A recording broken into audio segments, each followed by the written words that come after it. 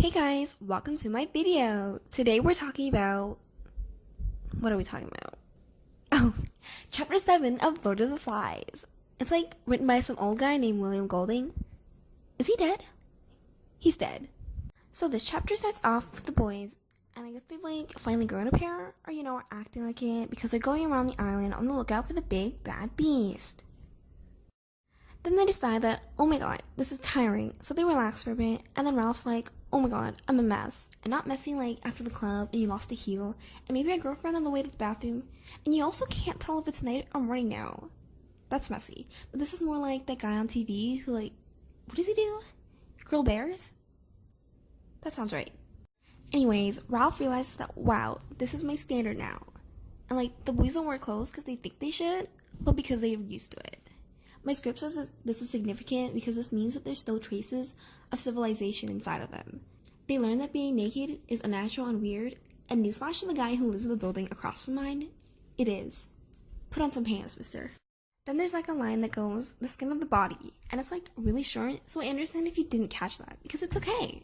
That's what I'm here for, to help the helpless. Here, Ralph's talking about their skin as if the body is separate from them, like a shell, or maybe a host that holds something evil. I don't know. Don't ask me.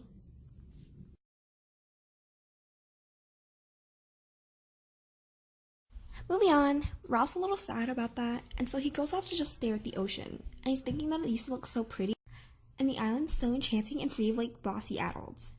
During the day, it's nice and inviting, but it's just tricking you, like a mirage. Now he's on the other side, and when the night comes, all the little children have to wake up from their dreams and face the nightmares of reality.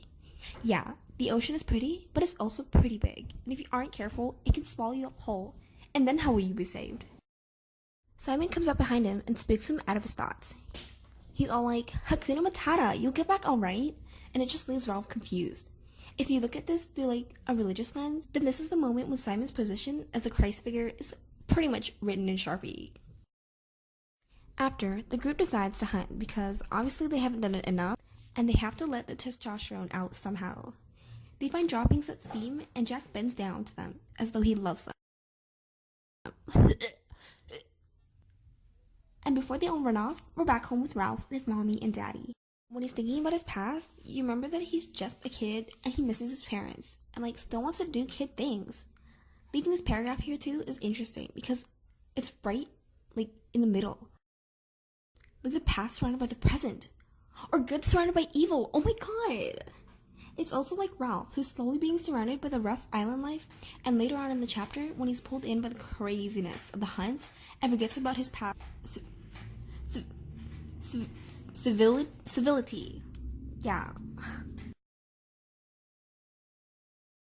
Then it goes back to the hunt, and Ralph manages to spear a boar that they're chasing. I mean, he gets away, but he just has to let everyone know, and this is very, very important because it's a big change in Ralph's thinking. All of a sudden, he can appreciate Jack's point of view. He finally gets it. Hunting is awesome. The book even says he sunned himself in a new respect and felt that hunting was good after all. I mean, now that he's experienced it, there's no going back. He could just settle for building shelters. Are you kidding? That's like going from Gucci to Louis. Can you believe that? So after that, Robert thinks it'll be funny if he acts like a pig. But then the game turns super scary. While they're all chanting like one being, Ralph too fights to get near, to get a handful of the brown, vulnerable flesh. The desire to squeeze and hurt is overmastering. Even when Robert yells about his bum, the kids don't stop. Roger having the most fun. When the author uses overmastering, it also pretty much means the savageness is something buried in all humans. Only when Jack ends it is Robert free. And Ralph realizes what he did, but he won't admit it, and reminds everyone it was just a game to make himself feel better. Roger says, you want a pig, like a real hunt. And this is important because when he says that means he knew what he was doing, hurting Robert, and that he enjoyed it. That's so mean. Jack jokes about using a little one after this, and everyone laughs, thinking that that's all it is, a joke. But guess what? The dark humor of using the most vulnerable of the group, meaning the least valuable to them, makes Jack sound like a dictator. This also foreshadows the next time that they play, when something actually gets killed. When it gets dark, they decide that someone needs to go back to Piggy, but it's scary, so obviously no one wants to go alone. But then Simon volunteers. But that's bad. because that means that Jesus is leaving them alone. And what are they gonna do without Jesus? What is Ralph gonna do without Jesus?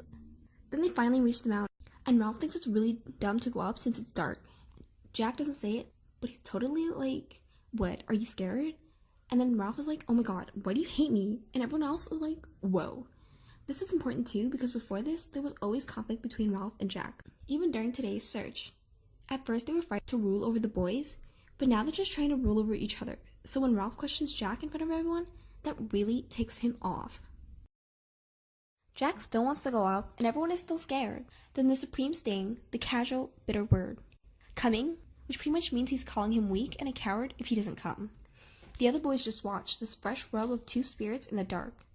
This sounds like they're either too scared to talk, or they want to see some tea go down. They aren't too loyal to either Jack or Ralph, but only to who's gonna win when they fight. Obviously, Ralph has to go, because he can't look bad in front of everyone. But then that leaves one more spot, and big surprise, our favorite guy Roger volunteers himself as tribute. They came the sound of boys scuttling away. Astonishingly, a dark figure moved against the tide. Since this is from Ralph's point of view, it's like he can see the evil in Roger. He sticks out from the rest of the boys because while everyone is turning evil, Roger was always a bad boy from the start. They climb the mountain with just the cute sticks like the kids they are, and Ralph still thinks it's dumb, so Jack goes alone.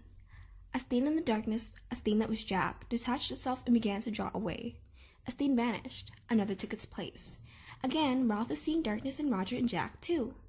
While they wait, Roger is quiet and almost creepy, because before he was so excited when playing with Robert.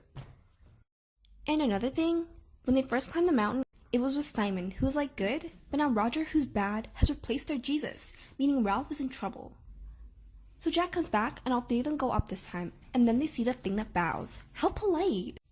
They also see its ruined face, and then they see how ruined their humanity is by man's essential illness. This scares them off, and then there's nothing on the mountain but their kid sticks and the thing that bows. Overall, the chapter starts off reminiscent and calm, but then makes like a transformer and changes into something darker.